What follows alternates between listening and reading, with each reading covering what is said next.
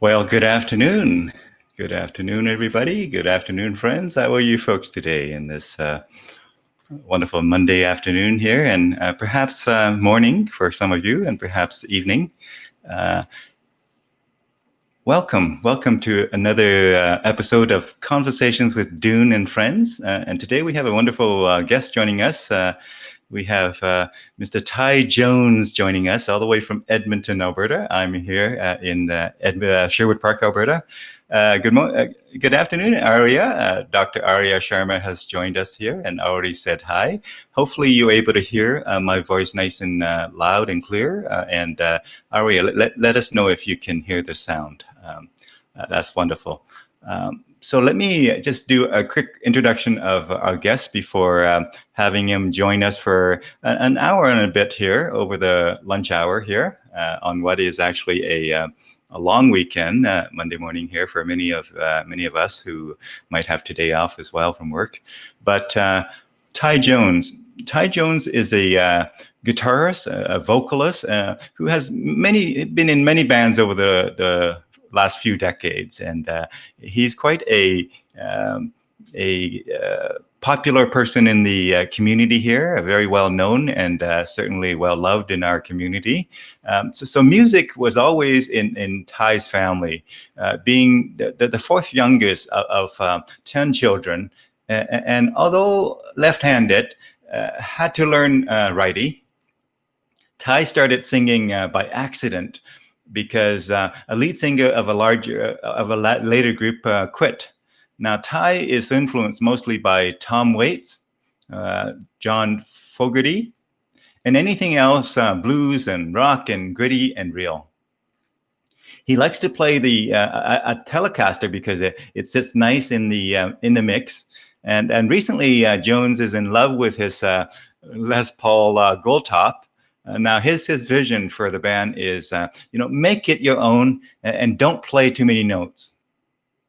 Tye knows tone and says when he stopped chasing tone, it stopped running away.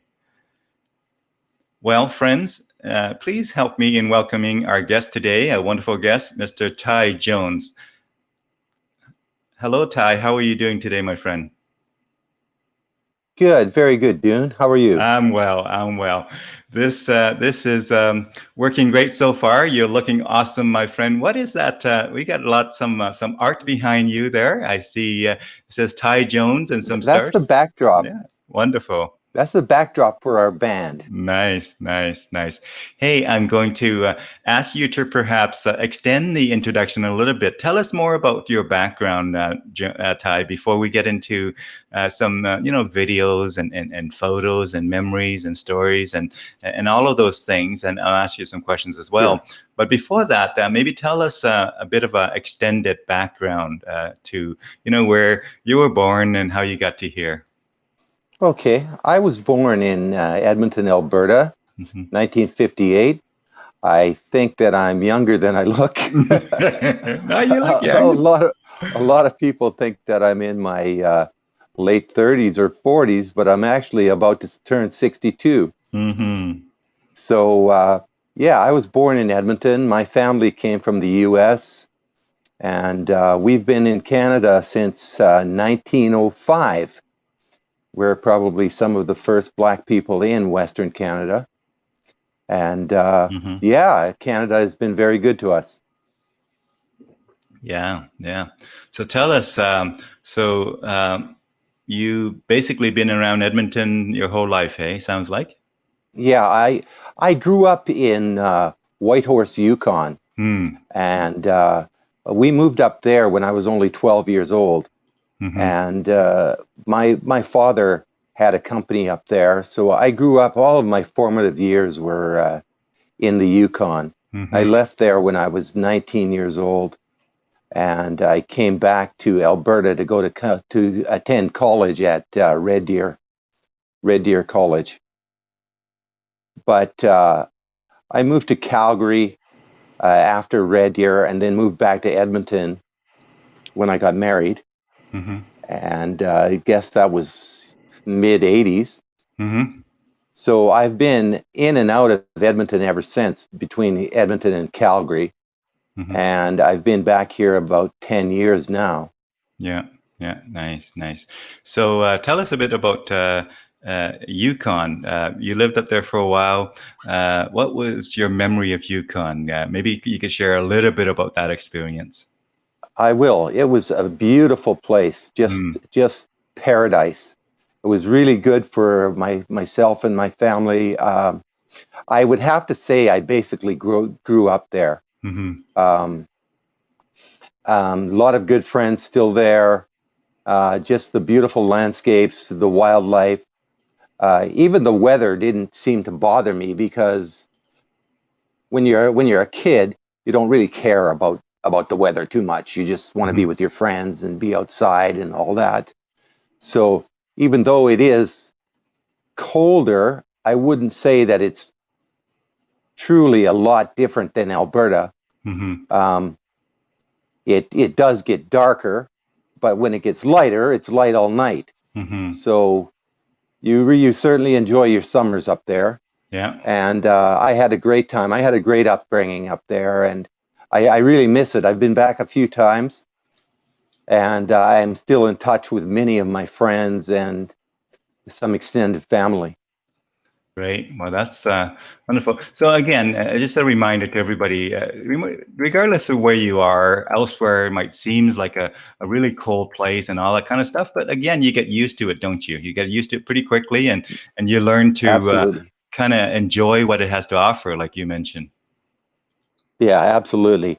I really enjoyed, just waking up every day and looking outside, because everywhere you look, the beauty is pretty fabulous. Hmm. Hmm.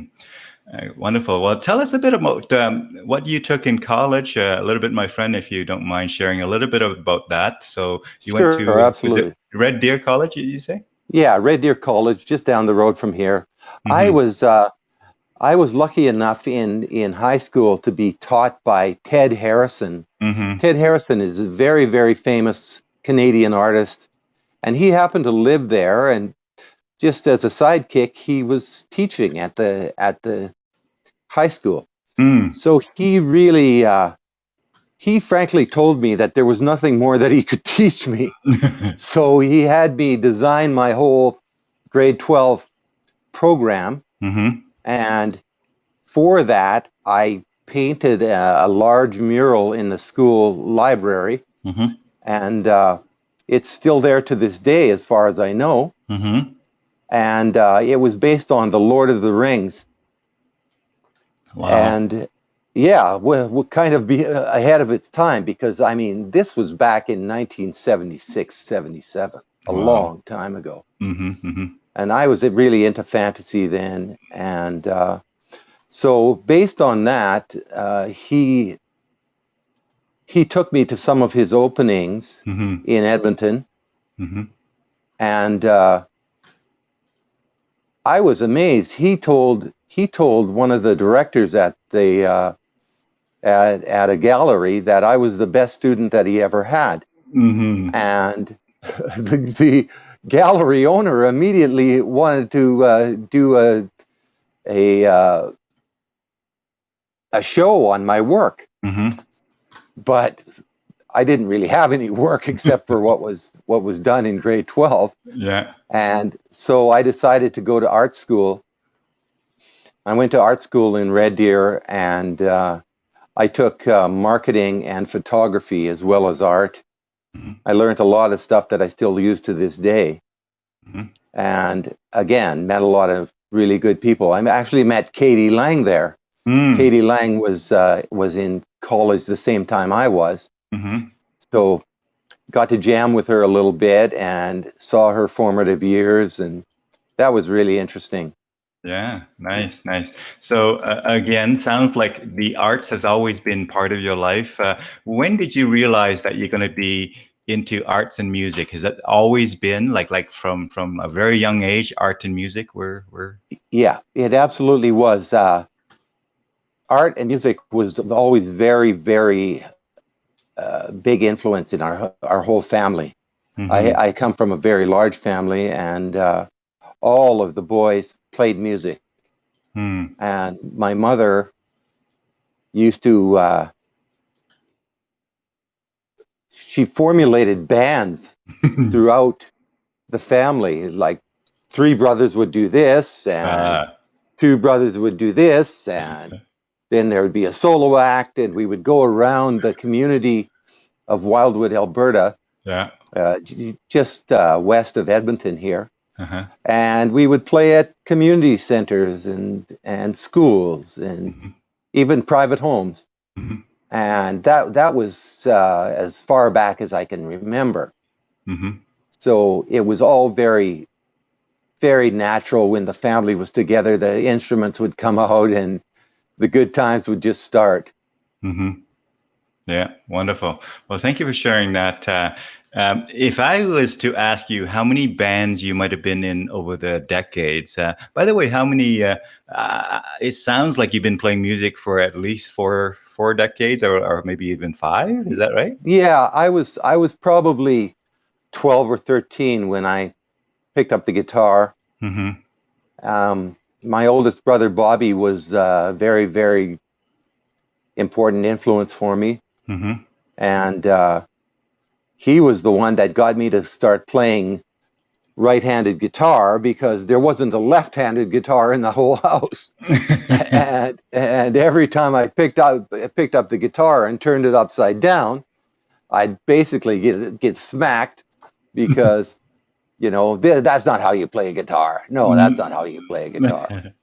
So so I look back on it now as it might have not really helped my formulation as a guitarist, but it did get me started, and Mhm. I've never put it down since. Yeah, yeah. So That's your way of doing it, just like some other special people out there who approach guitar very differently, and it's mind-boggling how the brain can just learn a very that is different. exactly right. Yeah, Yeah. yeah. So wonderful. Now, so if I was to ask, in terms of instruments, I know you love playing guitar. I know you have discovered that you are quite good at vocal and singing and all that as well. Have you ever tried your hand at other instruments as well, my friend, and sort of came to the conclusion that guitar was it, or? I always was interested in rhythmic instruments and percussion as well. Mm-hmm. And I actually play some hand drums and as well as other things on stage, such as, your shakers and maracas Mm-hmm. and rhythmic instruments to enhance what the drummer is doing or the whole rhythmic part of the song. Yeah, yeah. So I was interested in that. I also play bass a lot. As a matter of fact, I did play bass in bands Mm-hmm. that I was in Mm-hmm. for years and years, and I always will play bass for sure. Mm-hmm. Yeah, very cool. Very cool. Um, what I would love to do is maybe share with our viewers one of the videos that you have sent me here, Tye.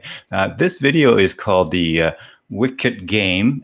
Chris Isaac sounds like it's a cover, but it is one played by Tall, Dark, and Dirty Band, which is the band that you are vocalist and guitarist and leading in. And so maybe tell us a bit about that video before I hit play here, my friend, and I'm going to bring it in as well. Okay, this was on our first record. Actually, it's the only record that we've put out, Mm-hmm. but we're currently working on our second record. This is not my current band. Mm-hmm. This was an early incarnation of the Tall, Dark, and Dirty Band, Mm-hmm. and it was basically a demo that we did in the basement of a friend's house. He has a Mm-hmm. very nice studio there, and Mm-hmm. we always liked this song by Chris Isaac. I think that it's a pretty good example of my vocal technique, and also I really like the writing in this song. Right, right. Wonderful. I'm going to hit play here, and let me know if you can hear the sound and without the delayed or feedback. But I'm going to hit play here, and you should be able to hear the sound, my friend. Okay, that sounds good. Yeah.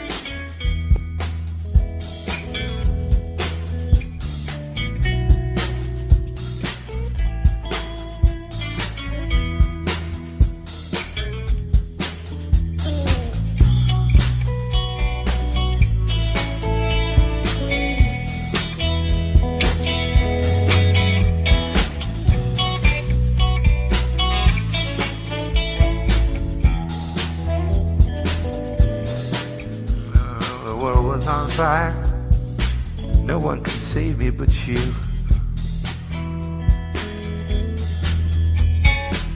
Strange these desires and things foolish people do. I never dreamed that I'd meet somebody like you. I never dreamed that I'd love somebody like you. No, I don't want to fall in love. No, I don't want to fall in love.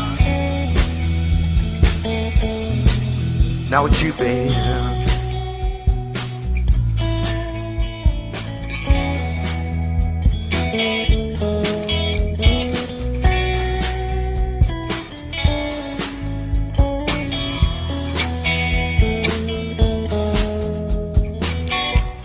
What a wicked game we play. You never felt this way. What a wicked thing to do, to make me dream of you. What a wicked game we play. You never felt this way now. What a wicked thing to do, to make me dream of you. And I don't want to fall in love. No, I don't want to fall in love. Not with you, baby.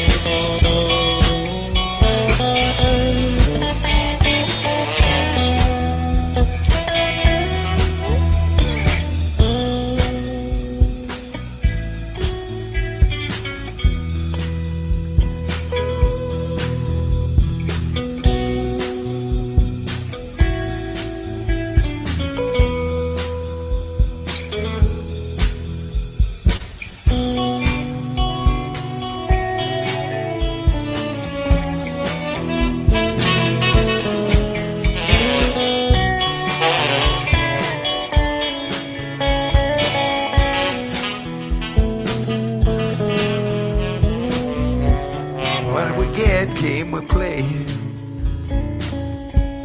You never felt this way.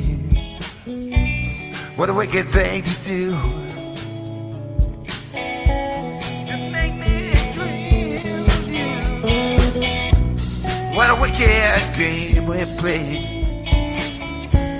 You never felt this way now. What a wicked thing to do, to make me dream of you. And I don't want to fall in love. No, I don't want to fall in love. Not with you, baby.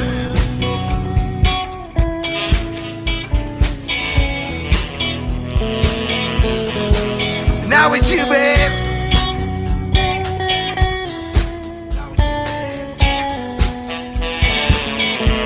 Not with you, babe.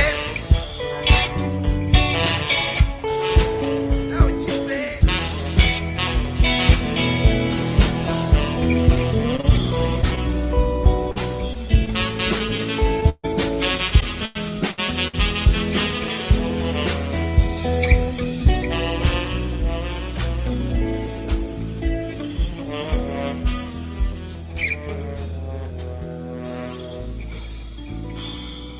Nobody loves no one.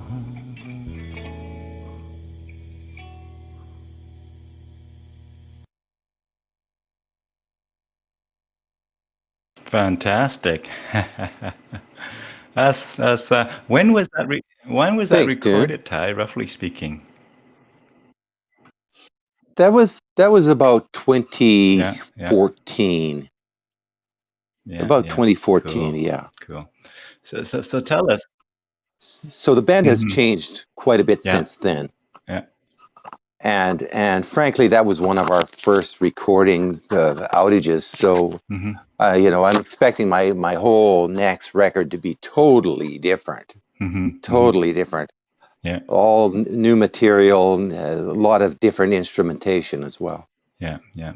Very cool, very cool. Now you play live a lot in many different kind of venues. Tell us, Yeah. is there a favorite venue that you love to play at out of all the different? Is there one that stands out, my friend? I would have to say that the stage at the Blues on White will always hold Hmm. a very, very special place because it's such a historic venue, and some of the biggest and best shows that I've ever Hmm. performed at were there. Right, right. There's certainly something to be said about 300 people in the crowd and the stage just bouncing because everybody's dancing, Yeah. and also uh, hearing the crowd singing back lyrics that you've written. Hmm. That's really special. You almost want to stop on stage and just listen to the crowd rather Yeah. than performing. There you go, crowd. You have a hypnotic effect on us performers up there That's exactly when right. you get into it. It is heaven to us for that moment in time. Yeah, absolutely. Yeah, well, wonderful. Now, if you think about all of the different kind of music that you play, is there a favorite kind of uh, genre? Or I know you play a lot of classic, I guess some classic rock and blues, and is there sort of one that stands out for you, my friend? Well, I'm very heavily influenced by the gritty rock and roll, Hmm. and it has to be like stories of people's lives, and generally not the pretty stories. Hmm. Generally, they're pretty gritty and real, as I said in my bio. Hmm. Um, um, I know that a lot of people, they go through a lot of tough situations, Hmm. and some of the best music is written from those tough situations, and that tends to mean a lot more to me as an artist than all the lovey-dovey stuff and all Right. the sunshine and rainbows and Yeah. Yeah. things like that. Yeah. So basically, really life's hardships and obviously, presumably, the fact that we're still alive, the fact that we're still, made it through it, sort of triumph over adversity, I guess is, like the really Exactly. tough, yeah, rather than just rosy. Yeah, exactly. I find it just too easy to be Hmm. to sing the stuff that I don't know. I don't want to put down anybody else's. Yeah, it's your thing. It's your thing. Every artist have their favorite, and for Yeah, different reasons. And I think we can like one thing and not diminish the other things, right? So, but that's what you yeah, like. exactly. It's all good, and it's not that I dislike other music. I Hmm. just it has to mean something to me. Yeah, yeah, it resonates stronger with you. Yeah. Now Yeah, I know that you play in around town in many different venues, and I'm looking at a video here of you having some fun over at our friend Uwe out in Sherwood Park there at the Hayloft Acres. There's a little clip here. Tall, Dark, and Dirty Band at the Hayloft Acre. Do you want to tell us about that before we roll the clip here, my friend? Like, tell us sure. about your experience. How many times did you play out there at Hayloft? And tell us your thoughts on Uwe and what he's been doing out there with Springtime in Alberta. Uwe really has one of the best venues for live performance, as far as I'm concerned. Like the fields there are just beautiful. The stage is beautiful. It was very well constructed. He always has the best production, the best sound production, and he's just such a great host. You know, the guy I've never seen him without a smile on his face. And he knows everyone. He knows how to put together a really good show. That show in particular was a 2-day weekend with the anticipation of Ian Tyson. Ian Tyson was the headliner. Ian Tyson, if you don't know him, he's a Canadian icon, a worldwide icon, Canadian country music. And we were lucky enough to be on that show. And so we went there. Some of my favorite fellow musicians were with me that weekend. Rosemary Seaver, you know her. Yeah, absolutely. And Ed Willis, Steve Mack on harp, and Dwayne Elias on bass. Right. Really, really fine musicians. So I was really happy with that video. Yeah, I don't see from this angle. I don't see your drummer at the moment. Do you recall who drummed for you that day, my friend? Yeah, that's Ed Willis. Ed Willis is a veteran of the Canadian rock wars. He's a great drummer, and he's a great friend of mine. Oh, fantastic, Ed Willis. Yeah, I just looked over to the video where it's at here, and Steve Mack is blocking Ed Willis in this particular frame. But I'm going to hit play. We're going to enjoy this clip here, and just a quick shout out to Mr. Uwe Wojak there, and hopefully I say his last name somewhat close. Uwe Wojak. Wojak. Okay, so there. Yeah. So the D is silent is what I'm hearing. So there it is. And this is was it the Springtime in Alberta that you, this particular thing? Yeah, I think it was called Springtime. And I think it might have been called Hot August Night. Okay. Yeah. Cool. Let me just go like that. And so I'm going to bring in the video here, and we're going to enjoy it, my friend. And let's reminisce a little bit.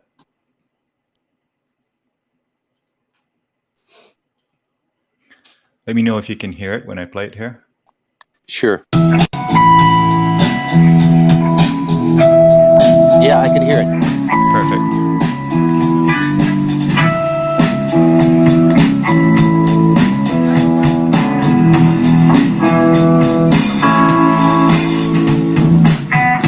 Something happening here. What it is ain't exactly clear. There's a man with a gun over there. He's telling me I got to beware. Time to stop.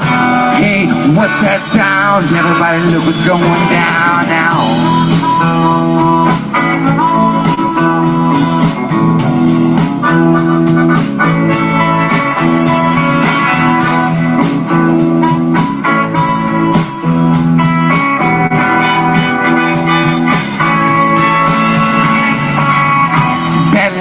Being drawn. Nobody's right, everybody's wrong. Young people speaking their minds, getting so much resistance from behind. Time to stop. Hey, what's that sound? Everybody look what's going down now.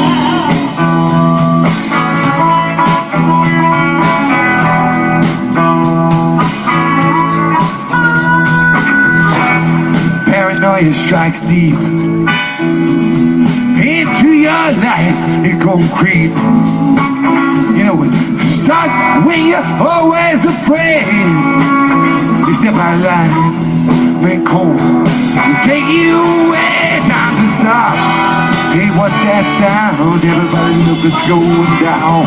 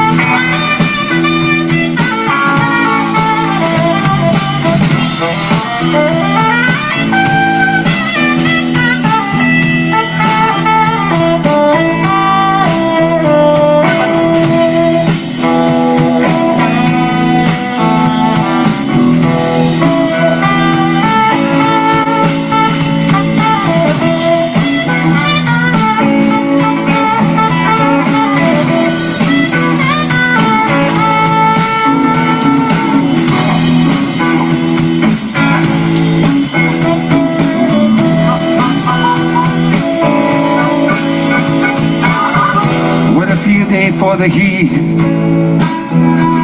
Thousands of people in the streets, they're singing songs and carrying signs.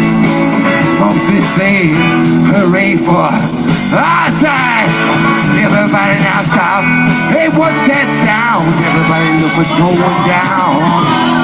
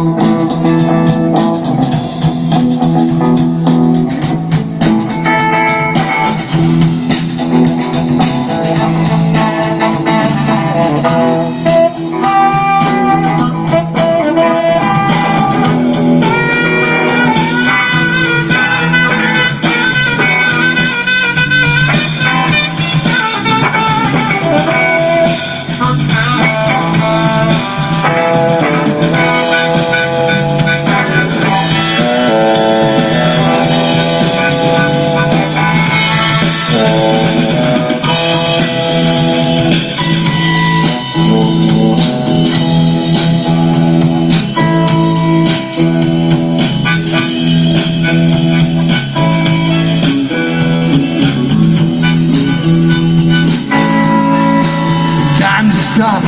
Hey, what's that sound? Everybody look what's going down. Now stop. Hey, what's that sound? Everybody look what's going down. Now stop. Hey, what's that sound? Everybody look what's going down. Now stop. Hey, what's that sound? Everybody look what's going down.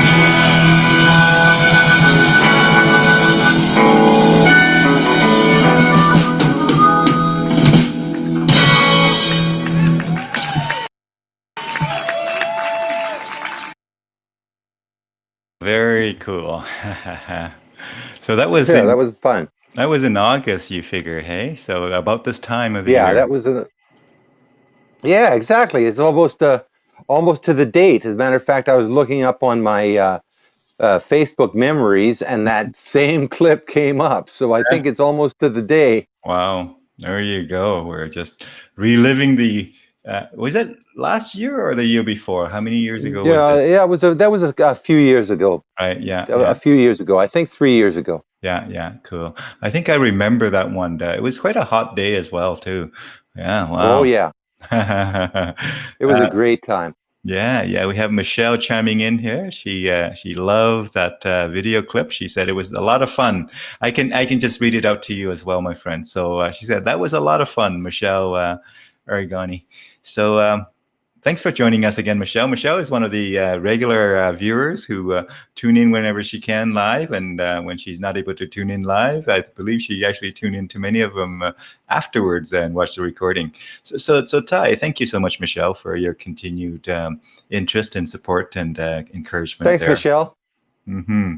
So Tye, as you think about COVID, I know you're doing something pretty special during COVID time here. Tell us about the, is it Macaulay School that you were doing some stuff on?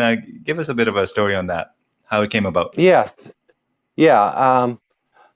I was approached by the Edmonton Intercultural Society to do a Canada Day show, kind of a diverse group of musicians get together at the Macaulay School.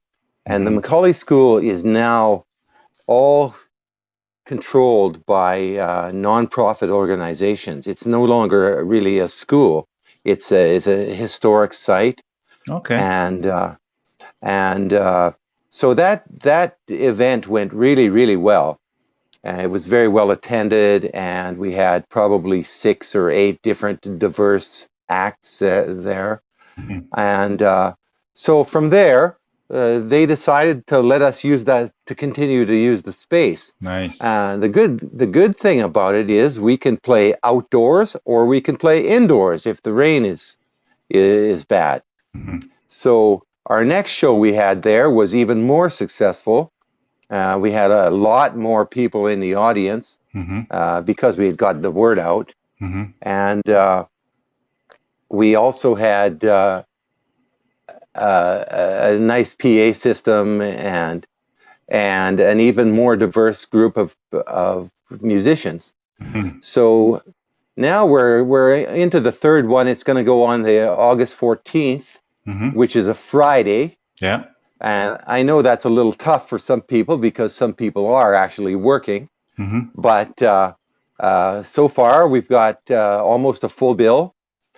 And we've got some really great acts there. Troy Turner will be there, as well as a great young artist. You really got to see this kid. His name is Sheldon Lizotte. Okay. And Sheldon Lizotte is I'm amazed with this kid. He's only like 21 years old, and yet he sounds like a 60-year-old Johnny Cash. He's really, really talented, and he's just got mojo beyond his years. Sorry, Dune, my phone is falling down here. Yeah. We got a jerry rig system there with the. I'm trying to work on it as we talk. Yeah, no worries. But this is there's no it's free to the public. We do accept donations to cover our PA costs and all that, but it's definitely free. Look up the Macaulay School, and we'll be there on the 14th. It'll be a great show.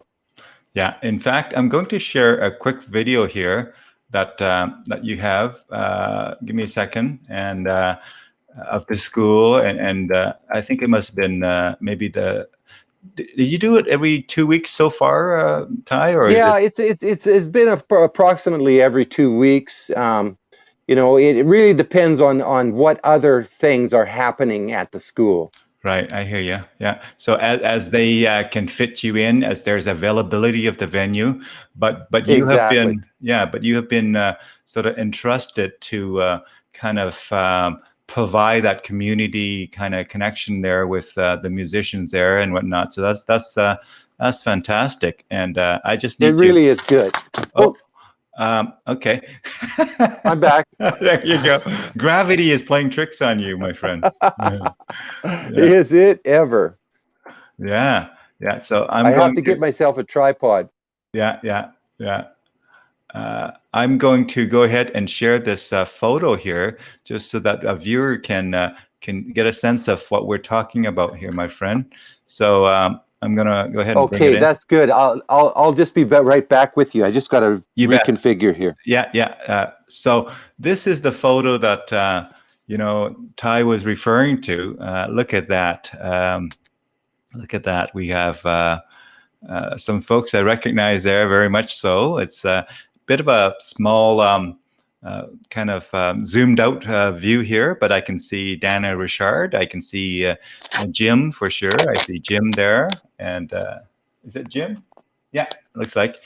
And I see Doc Martin there. I see Dennis there on the drums. And and I see Kathy over there. And can't make out who's on the bongo drums there. But thank you for sharing that. And while you are setting up, let me know when your camera is good to go again there, Tye. I'll just share some other photos. Look at this young man here from, I don't know how many years ago this was. Was it high school? This particular photo, if you can see it. That was me. That was my first year of college. Okay, yeah. That was my first year of college. Yeah. Okay, I'm back, Dune. You're back? Okay, let me bring you back on here, my friend. All right. So, tell us a bit more. So is this a kind of continuing for an undetermined amount of time? You don't have an end date to this project? That is correct. As long as we can maintain our relationship, I really think it's great for the community, and I really think it's great at this time of all this COVID and strangeness that is happening in the world. Yeah, I agree as well. I agree as well. So that's kudos to you, my friend, for kind of making that happen in this context. Very much appreciated for sure. I know I've seen some of our and heard some of the people who were able to enjoy it either as a performer on stage or in fact in the audience. Certainly well appreciated. And I Thank know you. being outdoor, you are more able to do the social distancing and all of that stuff, right? Oh, look at Yeah. that. Miguel has just chimed in here. Uh, I'm getting education here. Our friend Miguel Ferrer chimed in and says, "Hey, Dune, that's a conga, not a bongo drum." That's right. You see, some drummer would look at guitars and would maybe use the wrong term to describe it. Maybe. Here I am, a guitar player, using the wrong term to describe that drum. So that is a conga. Thank you so much, Miguel. Good to see you, Very my good, friend. Miguel. Thank you. So tell us more about this before we move on from this Macaulay project. So it sounds like you keep it pretty open and inclusive, not in any one genre or anything like that. It's like if you want to play and you are able to fit them in, you make it happen. Is that right? That's exactly right. I because it is the Edmonton Intercultural Society, Yeah. I do like to support different cultures. I like to support different diverse music acts. Mm-hmm.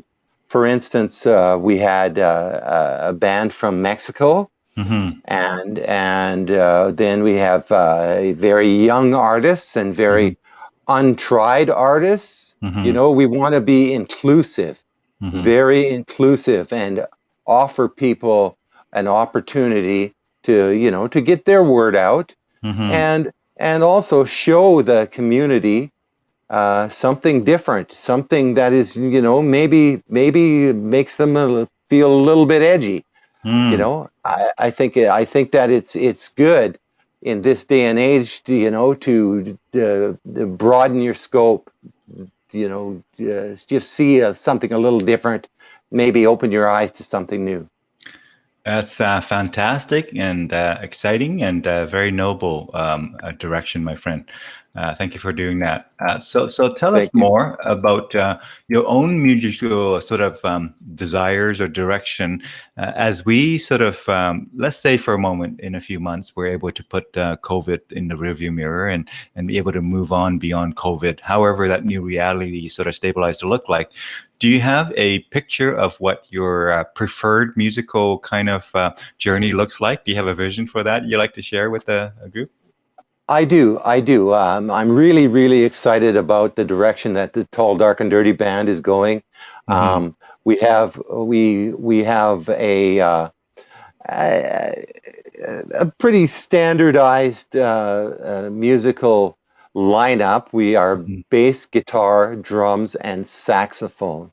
Mm. And I can see us adding some more background vocals, but we are really focused on making the music our own and working on new music, Nice.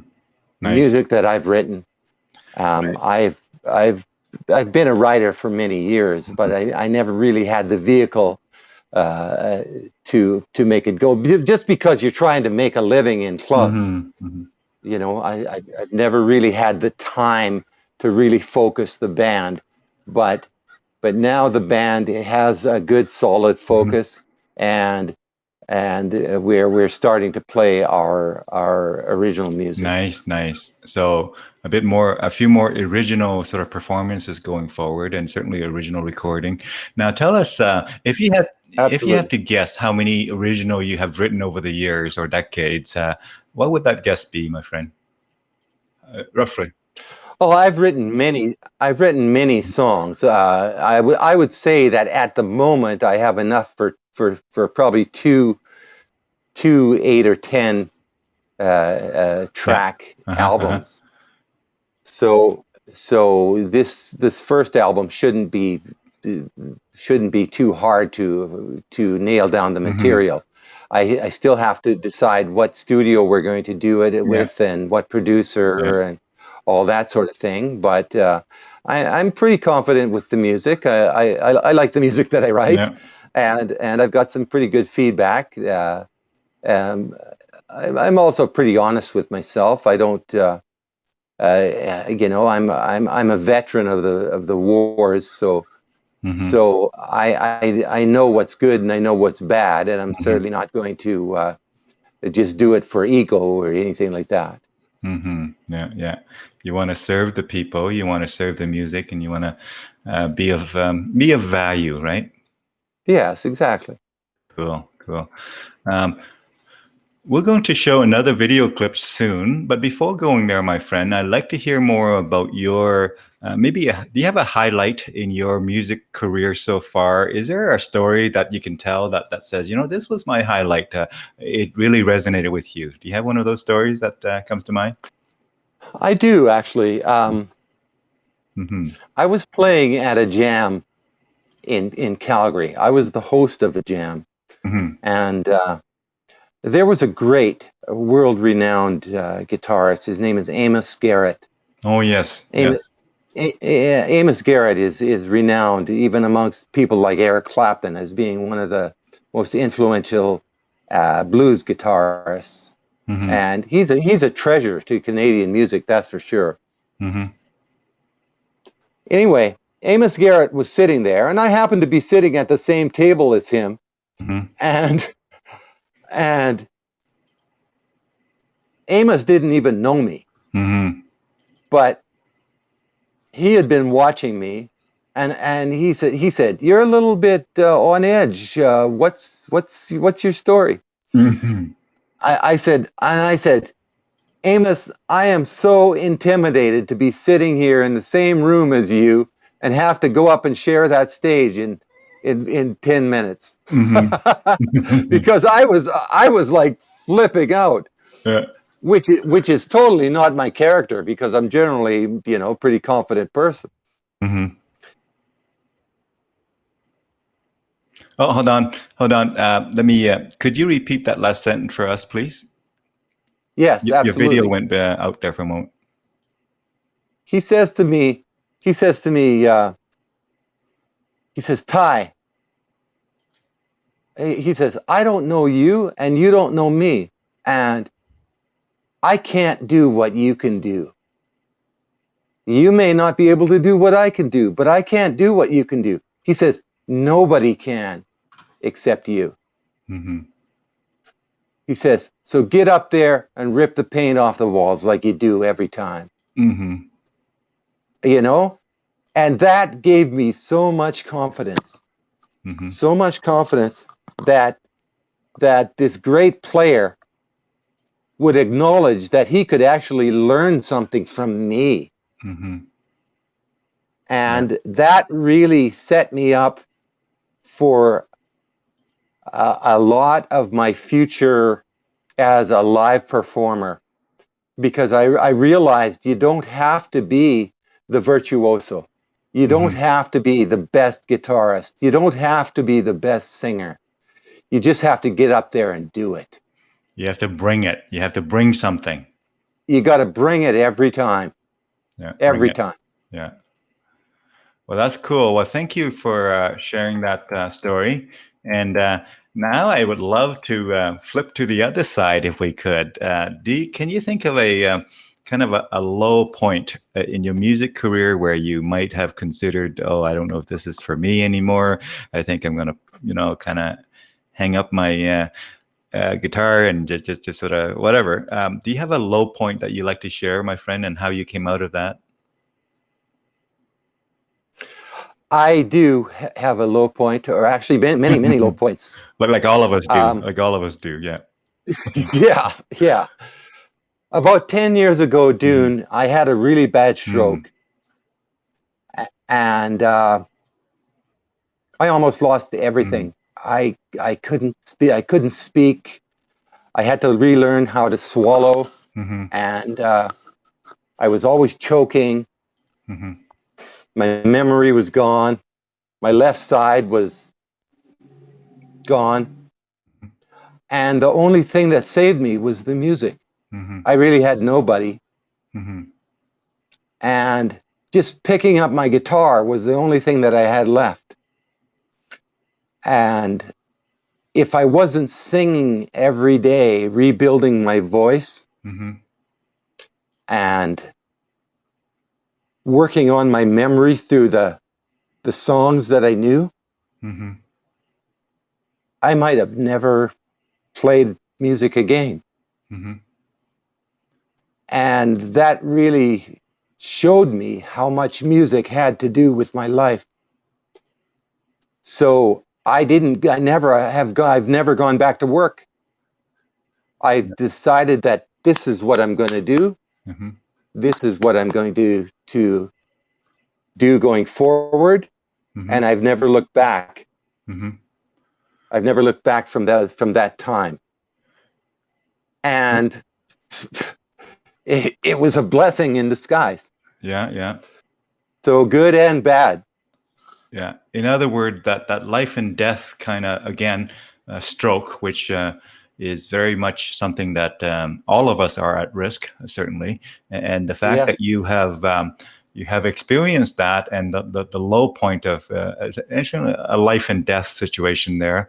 And I would say it seems like music saved you, my friend. It seems like absolutely. Other than the medical recovery and our medical doctors, and obviously we appreciate that very much, the healthcare system and all of that. But beyond that, in terms of your emotional health and on recovering and reclaiming your life, it was music that saved you. And it was also music that clarified for you that you really don't want to do anything else but music going forward. That's exactly correct. Yeah, yes. You don't want to go back to a full-time job of some type where music is on the side. It clarified for you that music is life for you. No, it's too late for that. I'm not interested. I was a suit for many years. I've had the international travel with my job, and I've run a multi international company and all of that sort of thing, and I just don't want to do it. I just want to do it. I want to play music.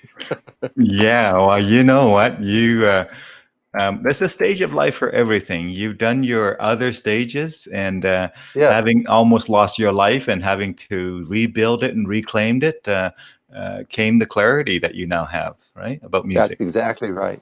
Yeah. And again, in a different stage of life, you're doing different things now. So that's thank you for sharing that. Really appreciate your story there on that, my friend. Thanks, Dune. Yeah. So tell us.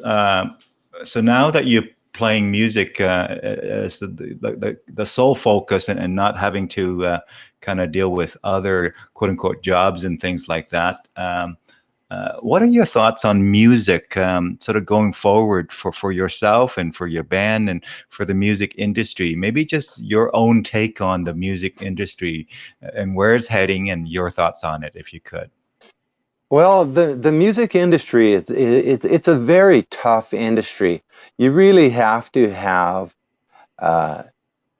you got to be very solid within yourself, because you can get knocked down so easily. And I'm not necessarily saying that it's the other.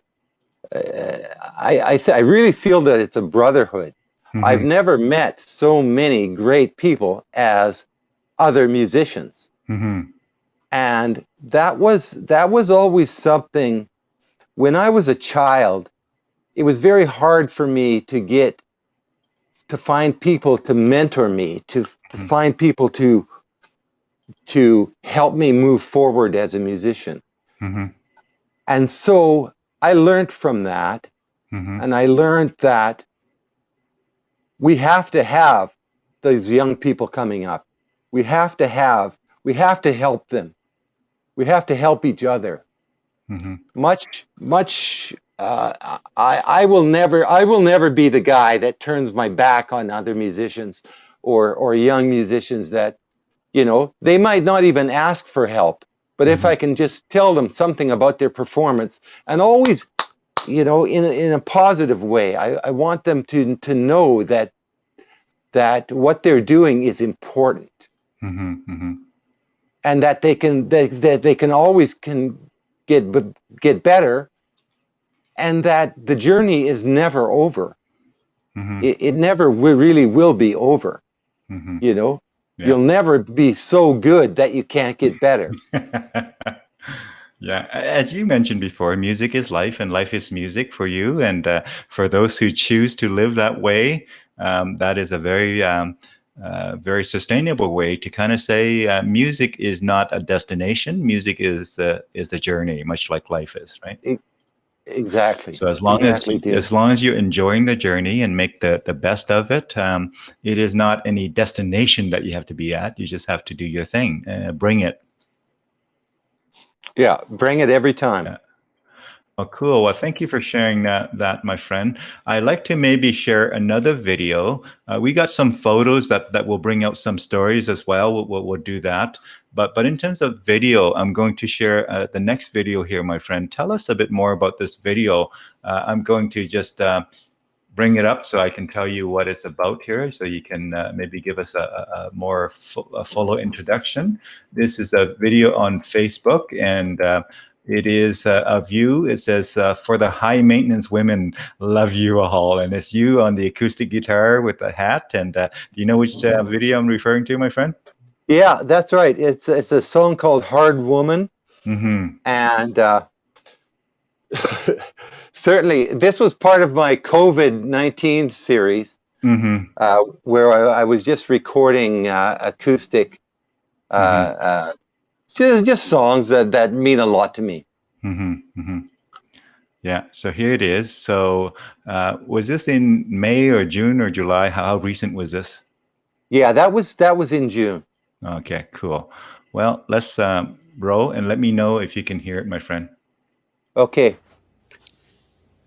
Hello. Just roll it, Dune. I'll be right back. You bet.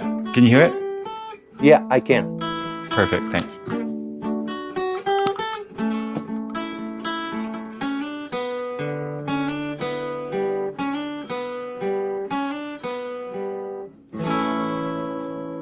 She is a hard woman to please. Thought about letting her go. Tough lady to leave. I thought about letting her know. Hard woman to please. Yeah, she is. Tough lady to leave. I thought about it. I gave her laughter, but she wanted diamonds. When I was romantic, she treated me cruelly. Where was the mercy? Where was the love? And passion has a funny way of burning out and singing low.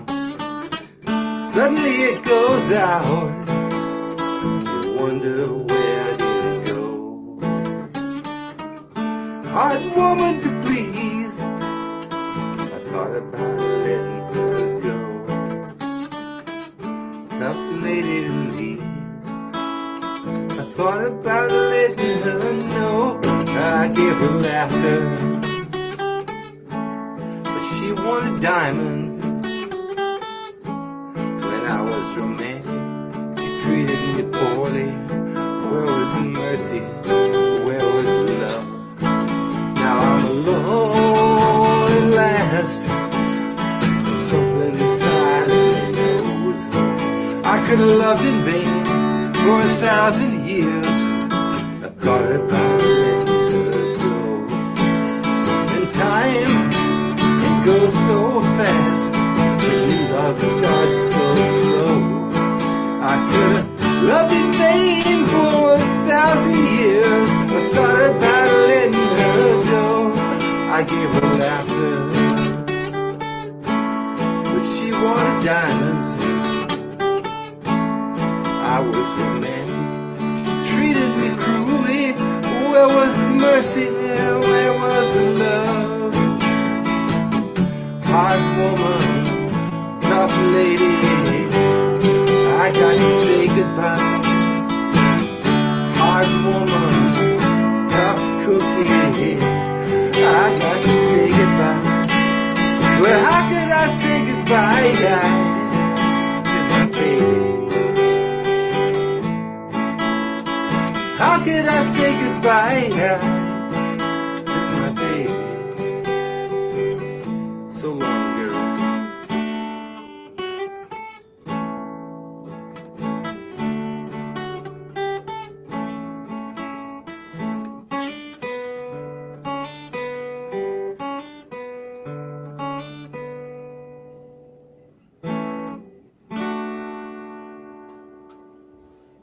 Peace out.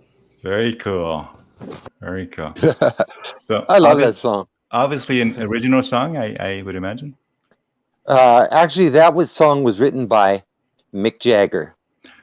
See, I should know better. I should know better. So, oh wow, I've never heard that tune before. Somehow That it's a very obscure tune done on his solo album, which most people have never heard. It's not a Rolling Stones record, but it's a record from the early '90s called "She's the Boss," and yes, it's called "Hard Woman" by Mick Jagger. Wow. See, I have been educated now in Mick Jagger's music today because I did not know that. This might be a good time for me to ask about your partner in life, my friend. Tell us about Linda and tell us how you met and maybe a bit of a story if you could. Linda. Okay, well, we met online. Can you hear me, Dune? I can hear you. Yeah. Yeah, we met online. Yeah. Okay, good.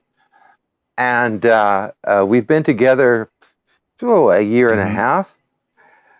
And Linda's my partner.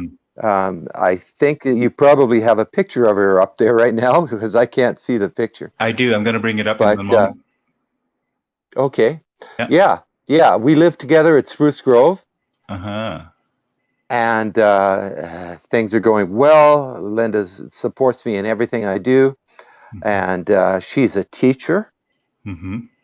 Yeah, she teaches developmentally delayed children, and really, really supports everything that I do, especially musically. And it's like a breath of fresh air in my life. Yeah, let me get her name in here correctly so people will know the name. Linda Joy Wilson. Linda Joy Wilson. Let me just go ahead and just put that on screen briefly here.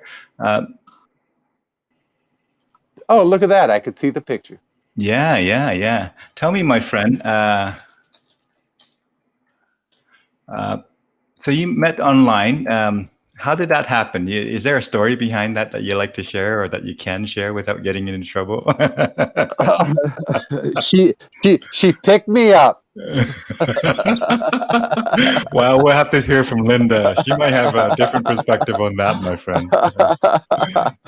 No, I did not know Linda at all before. I had not seen her, or I had not heard from her. I had not heard of her. And she got in touch with me and told me that I looked like an interesting person, and that we should maybe chat. And so we did.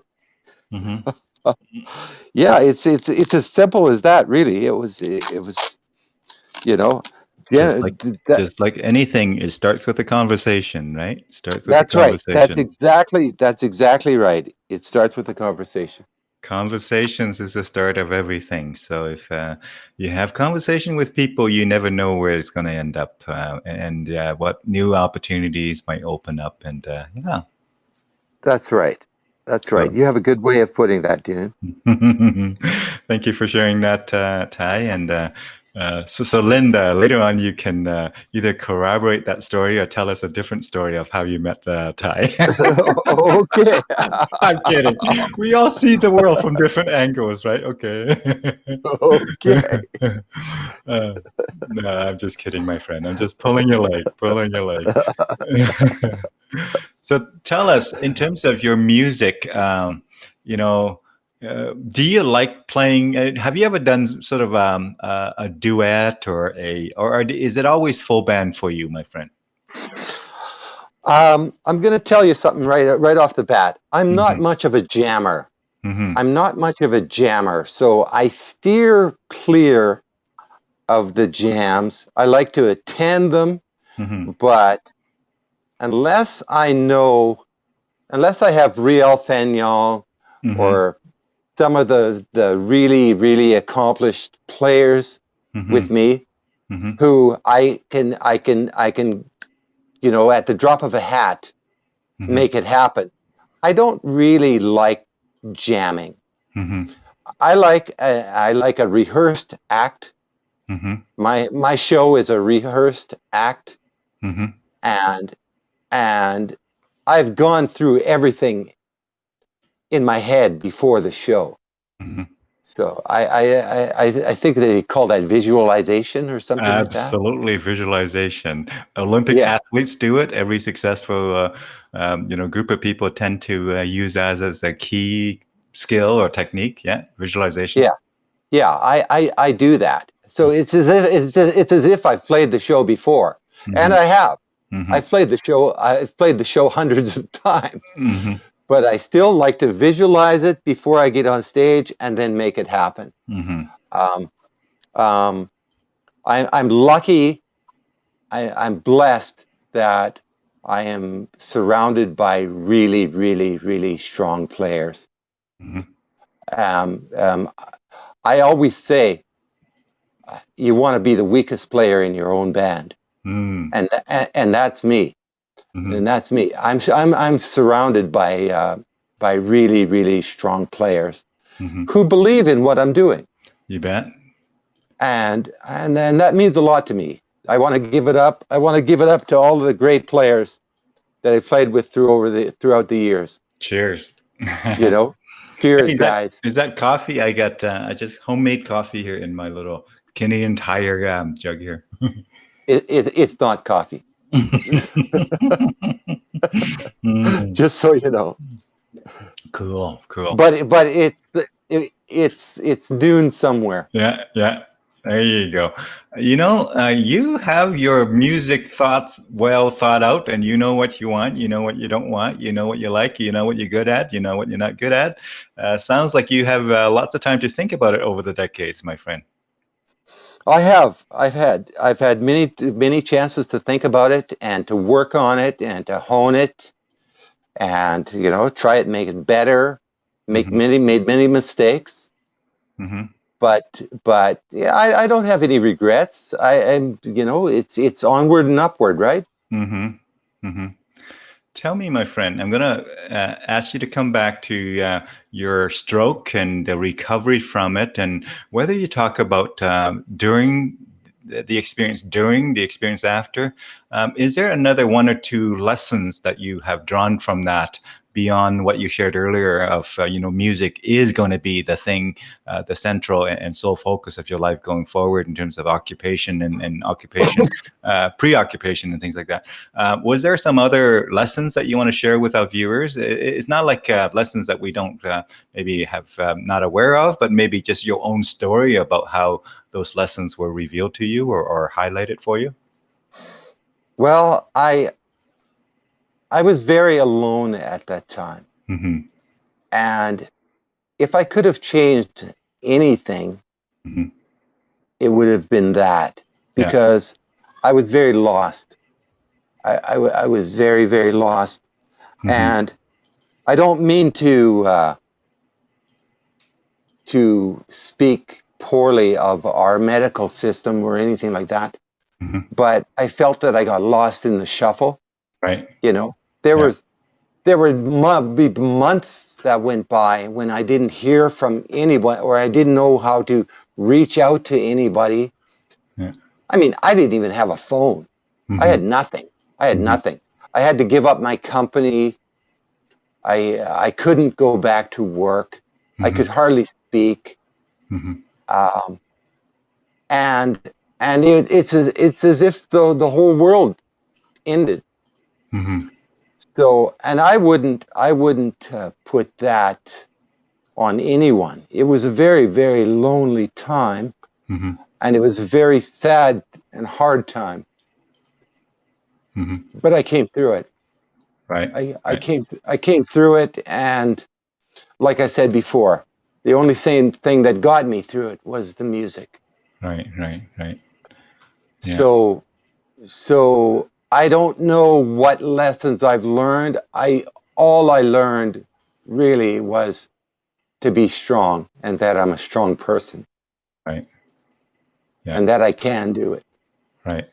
So when the chips are down and life is turned upside down, and when people are not really involved in your sort of down and out journey there, you just have to reach deep and sort of propel yourself through it. And then once you propel yourself through it, you were able to re-engage in the various people.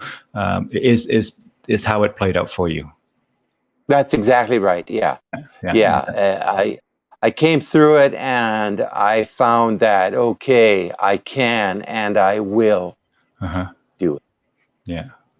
So wonderful. Thank you for sharing that. I'm going to pull up some photos, quite a few photos, where we can just flash them through, and you can just comment on the odd ones that goes by. But before we do that, my friend, let me ask you this question. When I ask you to join us for this conversation here, were there topics that you wanted to talk about that we haven't gone into yet, my friend? I'm just handing over the steering wheel to you here to kind of take us where you like to take us. If there's any sentiment or stories or anything like that you like to share, before I bring on the photos, because I'm actually resizing the photos right now for you, so that there's not really. It's just a lot of things that people might not realize about me. Is I'm more of an outdoorsman than people think. People only see me in clubs, and people don't really know me, and I don't expect them to or anything like that. Right. But I find that with this whole notoriety thing, that everywhere I go, people go, "Oh, Tye Jones, Tye Jones, Tye Jones, Tye Jones," as if they know me, and that's nice. It is nice, but on the other hand, it's disconcerting because you go, "Yeah, that's who I am." But what exactly are you saying? What exactly are you saying? Do you know me? Do you know something about me? So I find this whole notoriety thing to be very disconcerting. Yeah, I hear you. Well, that's how it is.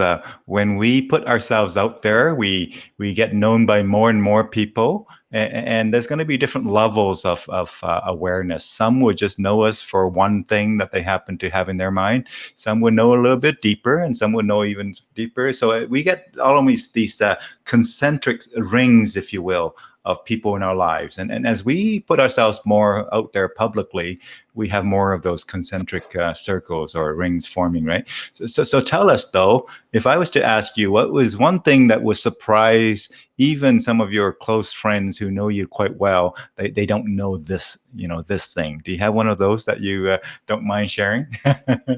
Just for I used to be an exotic dancer. Yeah, tell us more, my friend. Tell us more. Actually, no better than that. Show us some of your moves that you might still have, my friend. No, the moves are gone.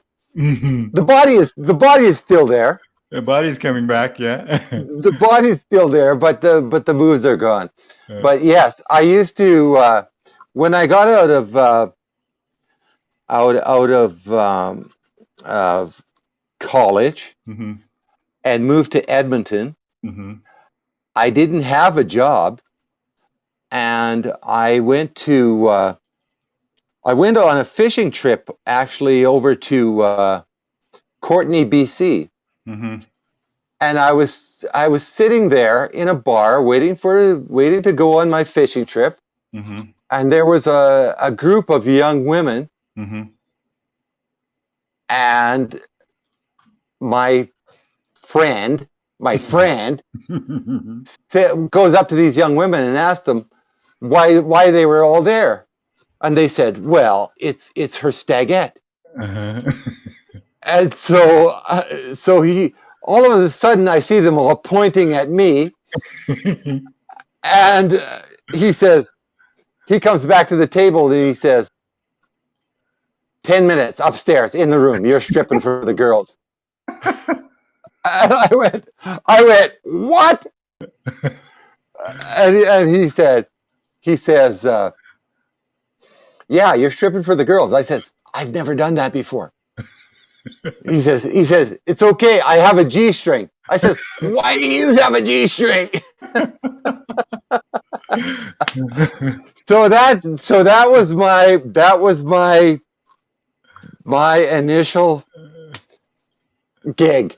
Yeah. Was this the Chippendale days of 80s, 90s, or what decade was it? Oh yeah, that was about 1981. Yeah, about 1981. Yeah. So I had to put my glasses back on because I can't see the screen. Right. No worries. So, But yes, but that's how that started, and that went on for a few years, and it actually got me back on my feet because I came out of college with no job and no money and a whole bunch of debt. Mm-hmm. Like most of us who graduate from college. Exactly. But I'm not ashamed of it or anything like that. It was good times. Yeah. No, there's no shame in that. There's, you seized the opportunity that was offered to you. Yes, and so now you know a secret that everybody else knows. Everybody else knew that? No, nobody else knew that. So, yeah, but now everybody does. Now it's public, it's recorded. People can watch it and replay it again and again.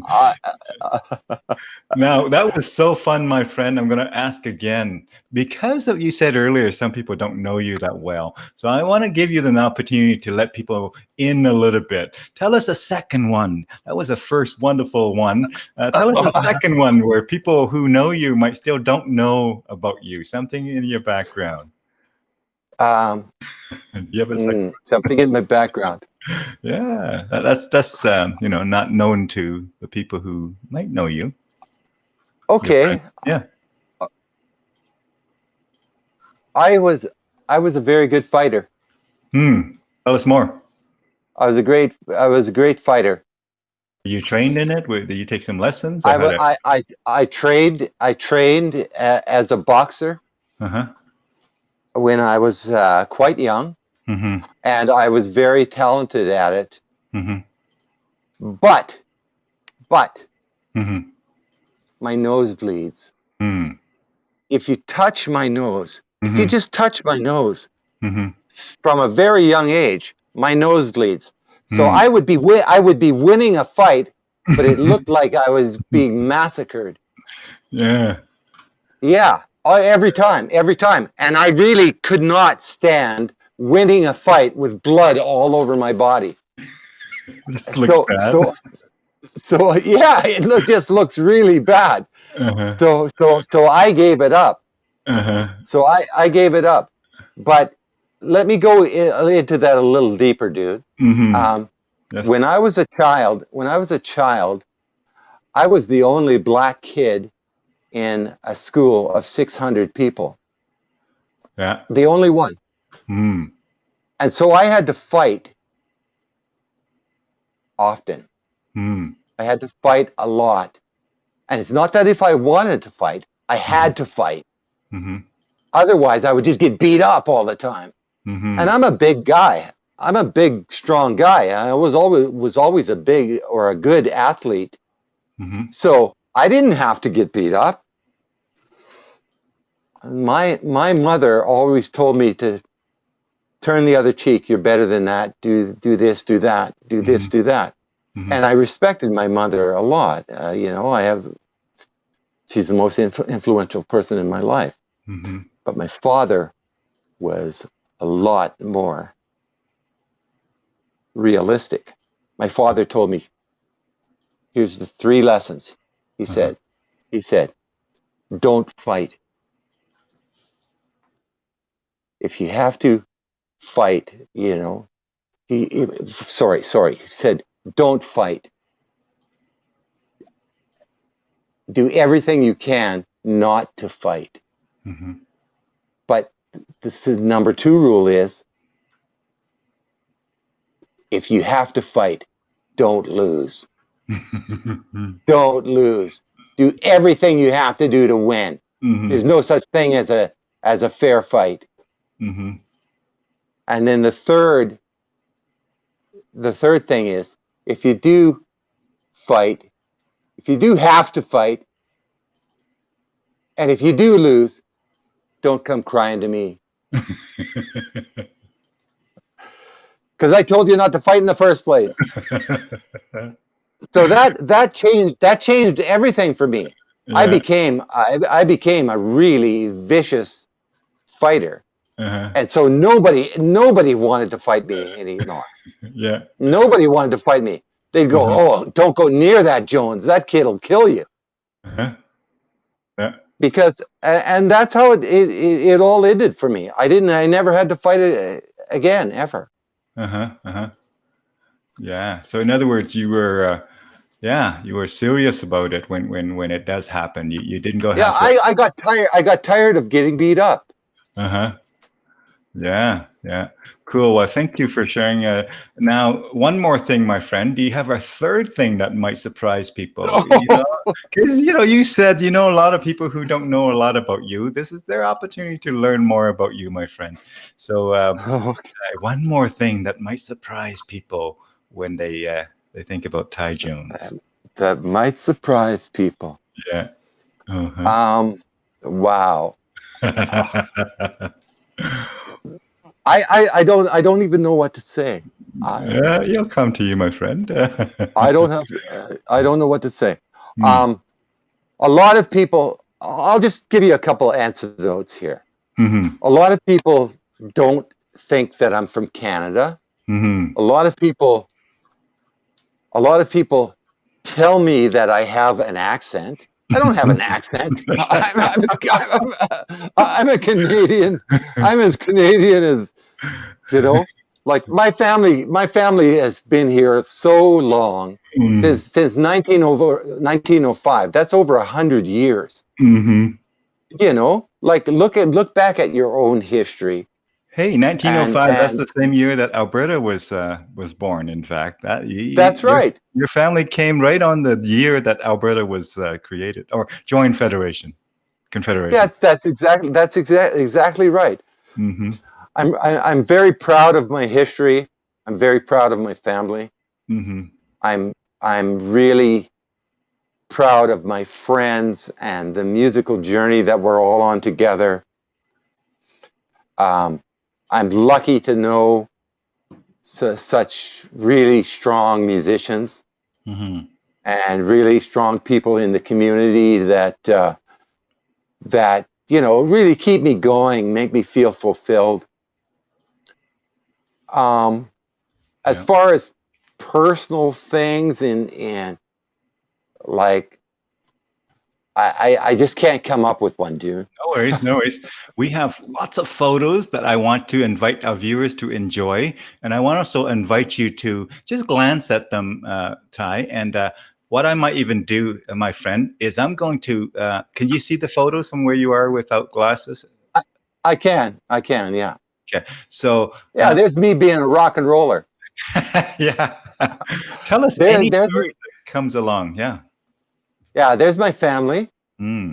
There's my family. I'm on the bottom right. There's me being a rock and roll star. Here's me at a big blues show. I had 800 people there. There's me as a blonde Blonde. with my big dog Griffin. Yeah. There's me with my best friend Rosemary C. Yeah. There's the new Tall, Dark and Dirty band. Yeah. Was that in Edmonton? Here's me going fish. Yeah.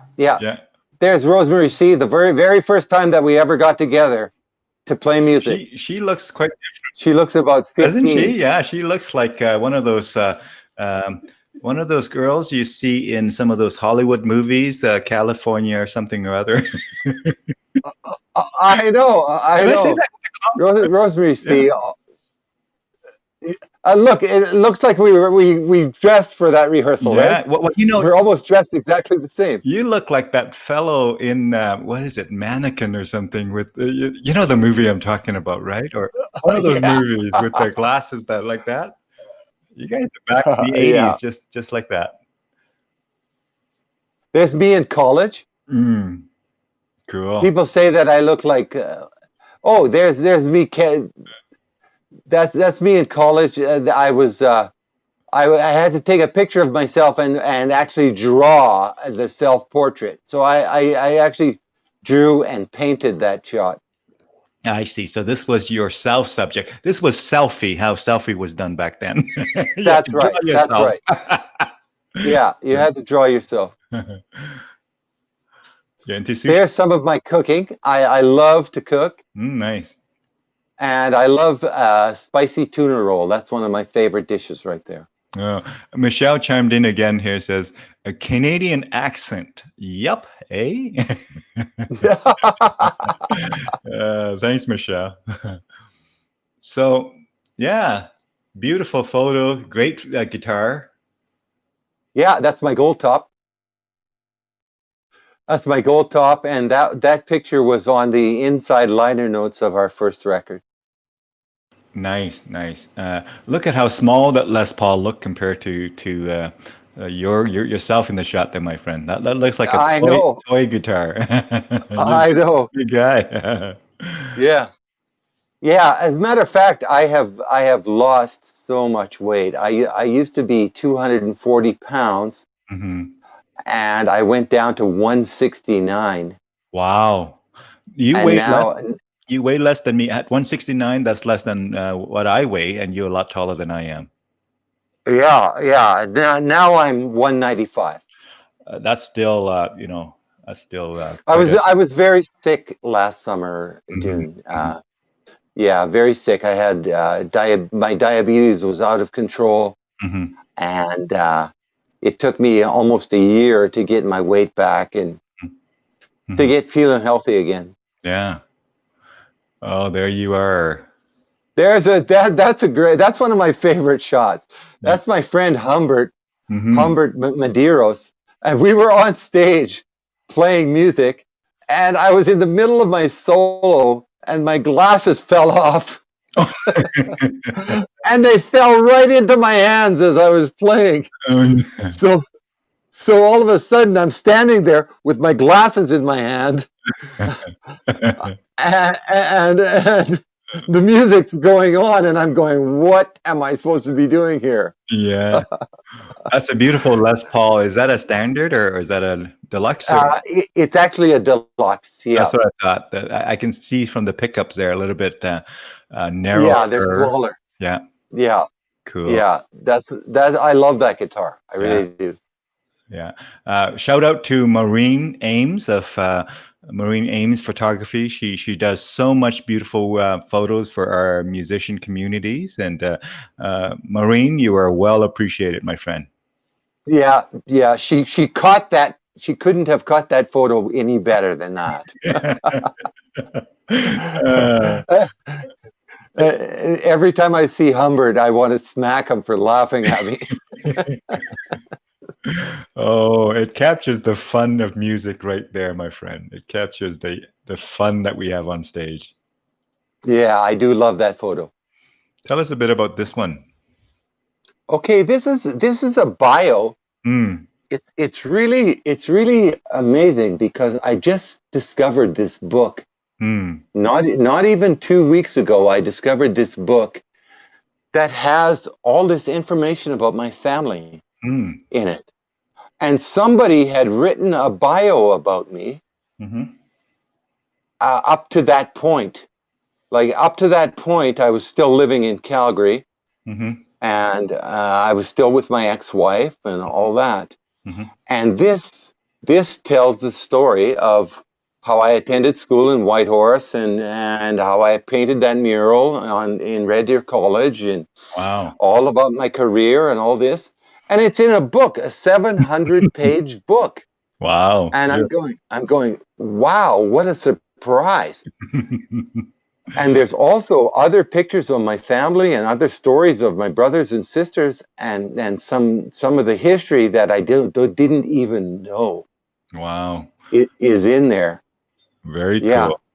This is like the book version of Wikipedia. Yes. Big surprise. But still very grateful to have it. Yeah. Look at that. There's my cousin, Grant Fuhr. Your cousin? Really? Wow. My cousin, a great athlete. Here's Hall of Fame goaltender. Here's a pop quiz for you. What number? Sorry? What number was Grant Fuhr? What number was on his jersey? 31. I'm just kidding. 31. Of course, 31. It would be very bad if you fail that one. Yeah, no doubt. This is, you're into Les Paul of various. Let's see. Yeah. Except the Tele is your favorite. Is what I hear. Yeah, the Tele I play mostly on stage.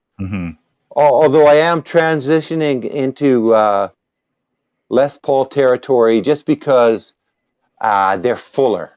A fuller sound, and when you're the only guitarist in the band, I find that the fuller tone is just more of my sound. But I always love my Tele though. For as you mentioned in the bio, cutting through the mix. If you have a big band behind you, it would cut through. That's right. Cool. Yeah, exactly. Now this is one version of the Tall, Dark and Dirty band where I'm playing with a different sax player. As you can see, that's not Rosemary Seaver. Yes, I see that. Yeah. Now I love the look on her face. Yeah. I really do like that picture. Unfortunately, I know that her first name is Laura, but I can't remember her last name. Okay, I'll see if I can pull that up. But let's cool. This is my current sax player.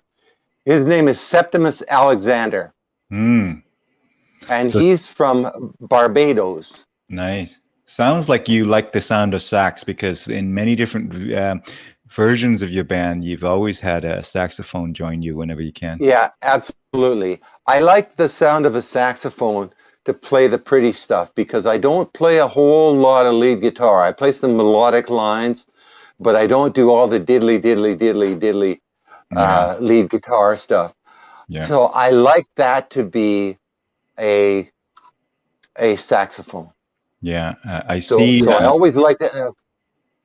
I always like to have a world-class saxophone like Rosemary C. or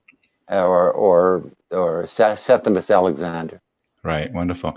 I see our friend Sean Parks just chimed in here. He says, "Hello, Jonesy." Hello, Sean. Yeah. Let me. Nice to hear from you, Sean. Yeah. Very cool. I play with Sean Parks' young son Cole. A lot. We all know Cole, yes, from his introduction over at the Coco D there, and then that's cool. Right. Yeah, that's right. Now there's again another incarnation of the Tall, Dark and Dirty band. At that time, we were called Mac and Jones. Yes. Steve Mac and Tye Jones, with accompaniment. Yeah. Love it. You know that I guess what that coat that your drummer had on. And then the Right. hat, Yeah. between the coat and the hat, that is a very distinctive look there, my friend. I gave him that hat. Yeah, Actually, that was a birthday present. cool. That's very distinctive. That is, you can brand based on that, I think. Yeah, for sure. Yeah. Oh, there's me. Yeah. Sean Park says, sorry I'm late.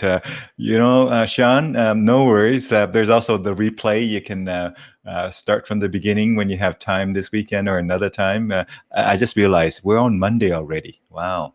The long weekend has just flew by. Yeah. Yeah. You went to the lake on Saturday. How was that, my friend? Tell us a bit about the lake life on Saturday. It was beautiful. It was probably 28, 29 degrees, so very hot. Mm-hmm. And we were with our friends, some of my old friends out at Lake Wabamun. Mm-hmm. And yeah, I had a really good day. It had been planned ahead of time, so I had to go, and yeah, like I say, I had a good day that day.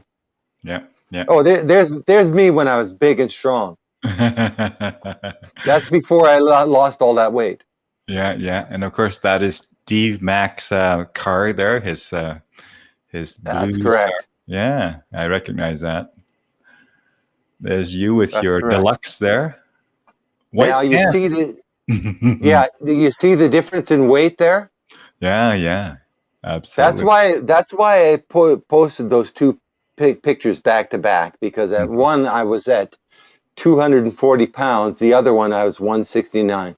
Wow, that's like 70 pounds. I know that's too much. That's too much weight to lose. Yeah. Love this photo of you. Who took this photo? I'm trying to make out. Do you recall? I don't recall the guy's name. I recall the guy, but I don't recall his name. But that was at a outdoor festival in Wabamun called the Dragonfly Festival.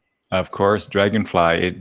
Is it still running these days? It was running for a few years, and yeah, it's no longer running. The sponsorship got pulled by the radio station. Yeah, I hear you. But it was a good festival. It was. I think they peaked out at about 10,000 people. Yeah, this might have been at that festival. No, that was at a biker festival. All right. That was at a biker fest, and that was the first ever gig by the Tall, Dark and Dirty band. Oh, really? Cool. Yeah, it was our first inaugural gig. We were all kind of excited. Nice. Yeah, very good. This is the COVID times here. I recognize this photo. That's right. Yeah, we were doing a COVID jam, the first COVID jam that I played in, and it was in Spruce Grove at a hangar, or I guess that's what you call it, where you put your big rigs. Yeah. Cool. And it was so cool playing in front of that big Mack truck. Yeah. I see Steve, I see Rial, I see yourself, and can't make out who's on drums there. I can't either because my photo is in front of the picture. Yeah. Oh, this takes us back to the bleachers. Was it high school, my friend? That's right. That's high school. That's my best long life buddy, Mr. Gary Bailey, who has won a Canadian award for his contributions to the Aboriginal youth of Canada. That's Gary Bailey. I'm very proud of him. Is he the one on your right? And yeah, he's sitting there on my right. Yeah. Yes. Cool. And he actually turned me on to Led Zeppelin and Nazareth. I came from the little country town, and I had no idea about rock and roll. That guy taught me or showed me all of the things that I needed to know about the foundations of rock and roll. There you go. And this is probably a couple years that's ago. my look. That's my current look. That's how I look right now. Cool. Like that sheriff star on top there, looks like. Is it a major? Now this is interesting. Yeah, this is interesting because when I get out of this COVID thing, I'm thinking of doing a Charlie Pride tribute band. Nice. Yeah, because I really thought that he was a very good, honest performer. Mm-hmm. And he was also one of the first Black performers who really broke down a lot of barriers. Mm-hmm. And I'm really proud of him. Mm-hmm. And he wasn't a great vocalist or anything like that, but he was a great performer. Mm-hmm. Mm-hmm. Now that's my brother Bobby, who taught me how to play guitar. Right. Cool. Yeah, that's my brother Bobby. This is me at 13. Probably in Yukon. Yeah, in the Yukon. That's In correct. the Yukon, Yeah. Oh, is this a That's photo right. from the Yukon as well? No. No, this is from Wabamun Lake. I took that on my camera, and Nice. that is the cover of our first record. Love it. I see some birds flying by there on the left-hand side. Very Oh cool. yeah, Very cool. those are my parents. Mm-hmm. Good-looking parents from. Wow. Love it. Yeah, they were. That was in 1947. Wow. So just after the war, I guess, or around the wartime there. Yeah, he just got home from the war. Yeah. This is- Then that's me in college again. yeah. Is it the 80s look or 80s, I would guess?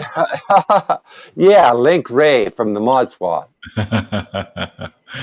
Oh, this is that project you're working on right now at the Macaulay School there with, I see That's right. Yeah. I see Dana Richard, I see Kathy, I see Jim, I see Dennis, I see Doc Brown, Doc Martin, and I don't know who's on that. Now I'm going to say it properly this time. It is the conga drums. Yeah, that's The conga drums. right. Remember our friend Miguel. Miguel has just corrected me on that. Thank you, Miguel, for the education. Yes, exactly. Mm-hmm.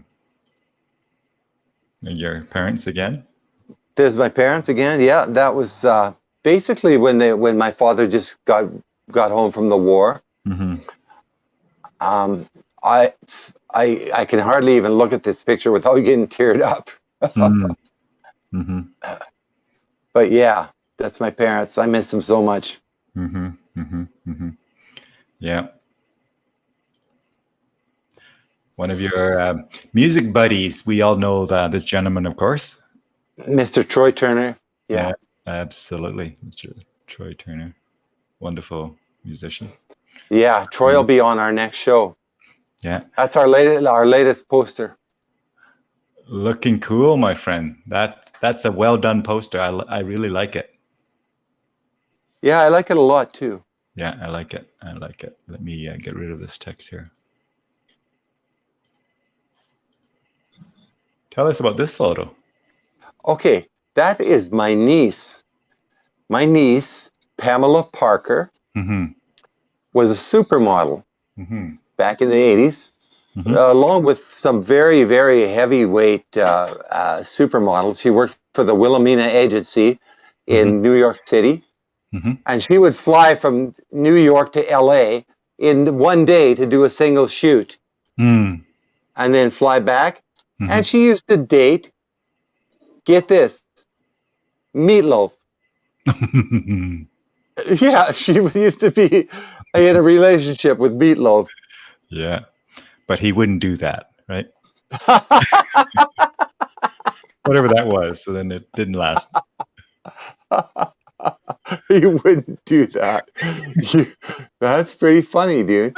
Yeah. Anyway, she lives in Edmonton, and she does all the makeup for the Oilers and the Eskimos. Oh, fantastic!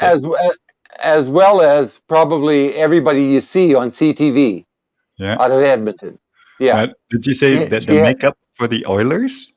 Yes. Oh yeah. Yeah. So the hockey players get makeup? Yeah, for their interviews. Okay, not for the game. Okay. Not for the game. I thought it was like, prettying themselves up for the other players or the other team or something, like. Oh, cool. Very awesome. Yeah, yeah, and we grew up together. Like we're very close. She's Yeah. only 2 years younger than me. That Um, that picture puts you right back into the Fame territory, if you know what I mean. yeah, That Fame show, that I mean, I remember watching that and inspired to go and practice on my guitar. Dune, can you go to something for a minute? I just have to run You for a bet. Yeah, second. I will play another video, my friend. Yep, Okay, good. Thank you. you bet. Wonderful. So let's play another video here, and let's see if we can kind of cue this up.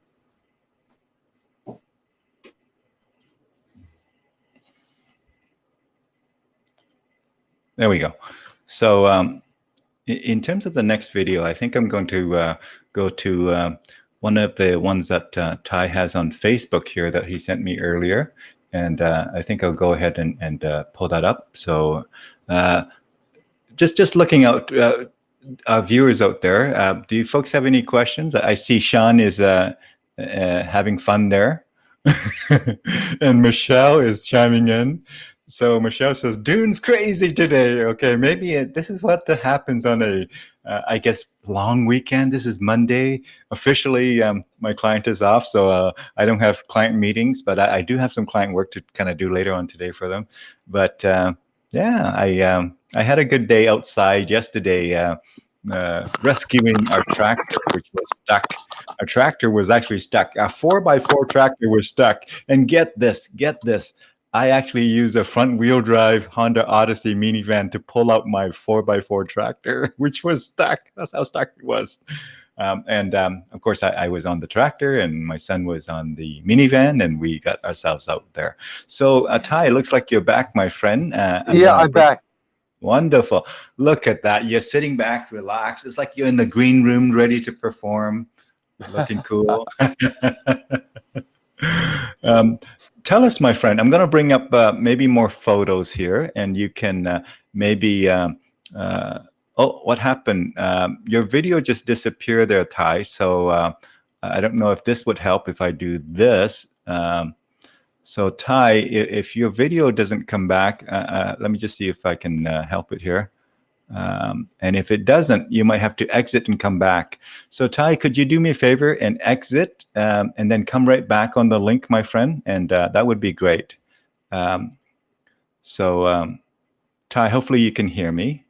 And hopefully you can come right back here and be able to continue with our conversation and wrap it up, my friend.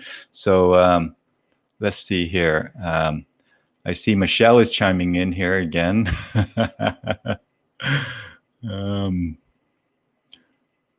So Tye, I'm going to actually just remove you from the meeting here and then come right back in, because for whatever reason, your video has gone black there, gone blank on me. So let me just convey that in a sort of a Facebook Messenger so that Tye received that message there.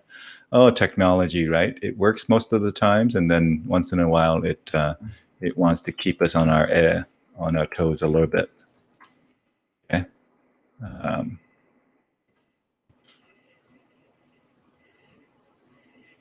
Let me just say to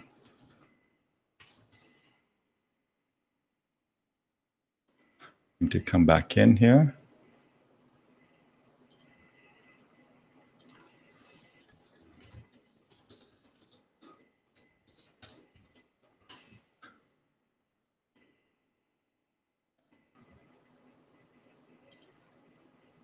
So how's everybody doing out there? As we have viewers out there watching, do you have any comments or questions for Tye?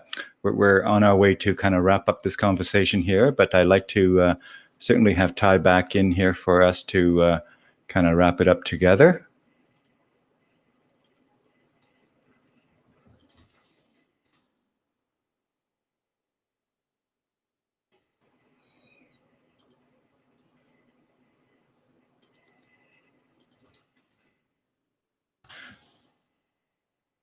All right.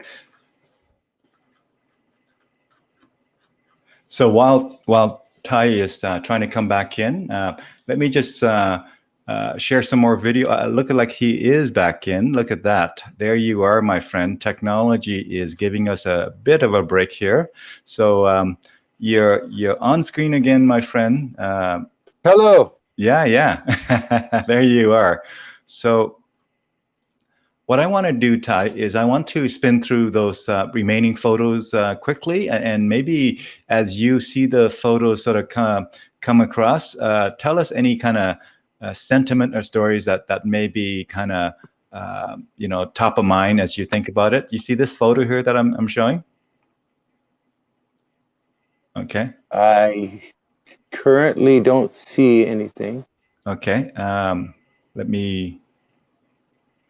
So you don't see the photo that I'm sharing? Can you see? No, I don't see. I don't see it at the moment. No. Okay.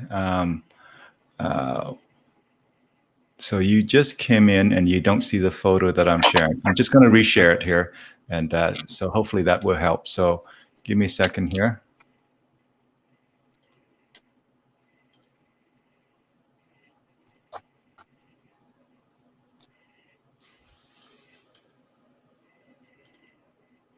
Can you see it now, my friend? Okay, I see that. Yes. All right. That's back when I was a suit. I used to work for JVC Canada, Mm-hmm. and I was the Western Canada sales manager for like 13 years. Mm-hmm. And that was at a Christmas party in Calgary. Mm-hmm. I really like that photo, actually. I love that photo. That photo could be on a Hollywood kind of movie somewhere, or it is very well snapshot or captured. Yeah, I find that when people see me without dreads, they really don't know that it's me at all. You were very what's the word? Sophisticated there, my friend. Yeah, there you go. Thank you. Now that next photo, that's my current bass player. His name is Amson Saintime. He is from Haiti, and he plays a 6-string bass. He's like very, very, very great player. Wow! I am so happy to have him in my band. He definitely did not. He can make. Go ahead. He can make that bass sound like a piano. Wow. Yeah. Unlike Adam, Brian Adams' song, this gentleman certainly did not get his first 6-string at the Five and Dime. No, not even close. That bass is worth a lot of money, and Amson does it justice every day. Love all those switches and buttons. It's like a bass player for a guy who's really into, kind of rock guitar with lots of switches and pedals. Yeah, absolutely. Love it. Absolutely. Makes me want to learn to play bass. Here's Linda again. There's me and Linda. Yeah, you shared the story earlier. Hi, Linda. Yeah, hi, Linda. But by the way, I want to shout out to Linda. Linda was really helpful to you and to me in this preparation for this here, my friend. So again, thank you, Linda, for all your help with the technology and all those things to help Tye with this. I think he's even using your phone right now. Yeah, I am. All right. Yeah. There's me when I was larger. Yeah. Well, that's one way to get your belt buckle noticed, hey? Absolutely. I know that car. That's a Peugeot. I always bought one of those cars when I was in high school. You are not correct. That is a Saab. Oh, that's a Saab. Okay. Oh, of course it is a Saab. Yeah. I was thinking.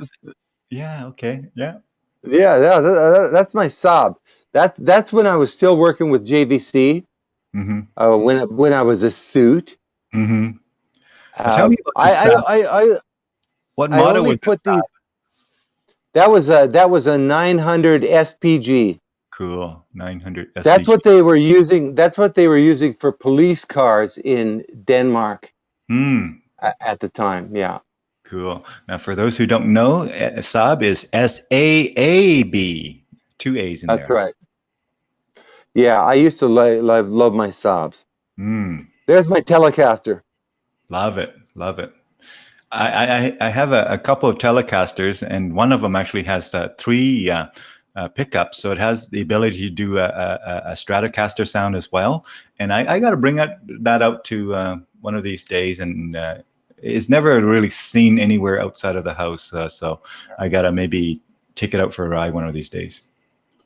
Yeah, I never could play a Stratocaster myself. That middle pickup just doesn't do it for me. No, hey. There's my children. There's my children when they were little kids. Yeah. How old are they now? My daughter is 33 and my son is 29. Wow. See, ours are only 20 and turning 18. So yeah, quite behind you there on that. There's a place at the current project. Yeah, Macaulay School. Yeah, great place. Where is that? I should know, but I don't. Haven't looked it up yet. It's right downtown in Old Edmonton. I think it's 97th Street and like about 105th Avenue. Oh, cool. Yeah. There you are in that hangar you referred to earlier. COVID times. Yeah. Very cool. There's Septimus Alexander, my current. Yeah. There's my kids again. Yeah. Your current sax player. My current sax player. Yes, that's right. Wonderful. Looks like is that a tenor? Yeah. Yeah, it's a tenor sax. That tenor that tenor looks small with him holding it. Normally, yeah. Oh, he's even bigger than me. So that's what I thought, because that tenor looks small. The reason I know it's a tenor because of the horn, the way it sort of swings up and back down, the curvature of that neck piece. Otherwise, I would have thought this an alto based on the way he's, comparison. Yeah. He's a big man. There's my kids now that they're growing up. Cool. We love this guy. There's our friend. I put this photo in because Robert Watson is probably the guy that I've known the longest in my whole life. We met when we were 19 years old. That's over 40 years ago. Yeah, and Robert and I have always been the best of friends. My lifelong buddy right there. Mr. Robert Watson.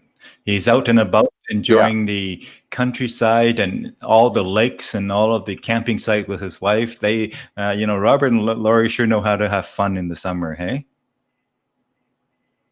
I think that he'd be a good guest for you to do. Yeah, absolutely. He's a great guy. Always into, not only family, a good family man, but also a good kind of fun guy, and really knows how to enjoy his camping life. I just follow his posts. Yeah. So I think he sure does. That might be the end of the photos there, my friend. Thank you for sharing all of those stories that came from it. What I'm going to do, my friend, is I'm going to kind of let those photos kind of cycle, and we're going to wrap up together here, my friend. So I'm going to go ahead and imagine, because you're on a phone, you don't see that behavior, but I'm going to have that there, and I'm going to maybe. Okay. Yeah, I'm gonna. So you can probably hear me again now, and let's look at it this way. So, all right. So if you could, your camera is really catching half of your face there, my friend. If you could pull it out a little bit, so further away from, that would be awesome. So. Because you were trying to read and sort of see on there, but as we wrap up this conversation here, thank you so much, Tye, of course, for all that you've shared. But I want to again give you the steering wheel there. Take us home, my friend. What thoughts, what stories, what sentiment do you want to share with our viewers who are watching now and later? I'm gonna let you take us out, my friend, imagine the photos that was sort of flashing by there on the one side of the screen, and we'll just have the camera on you there, and if you can just take us out, my friend, in whatever way makes sense. You can take as long as you like. Okay, thank you, Dune. It's been a really. I see something is covering the lens. Is that intentional? There you are. We want to see you, my friend. We want to see you as you take us out here. No rush, okay? No rush. No rush. Take as long as you like. Okay. All right. Thanks a lot, Dune. It's been a really fun time today. I had a good time. I'm really not used to this, but it's pretty painless. And if any of you other guys get the opportunity with Dune, I would suggest that you go for it. He makes it very, very easy and fun. So in my journey, I'm finding that as I get older, it's really, really important for you to embrace your friends and embrace your mentors, and to mentor other people and help them along with their journey too. So I'm going to sit back and have a great day, and I hope that you guys all do the same. And I hope to see some support for our venture that we have coming up at Macaulay School. The next is August 14th from noon to 5. Once again, there is no admission fee, although your donation is gladly, thankfully accepted. Okay.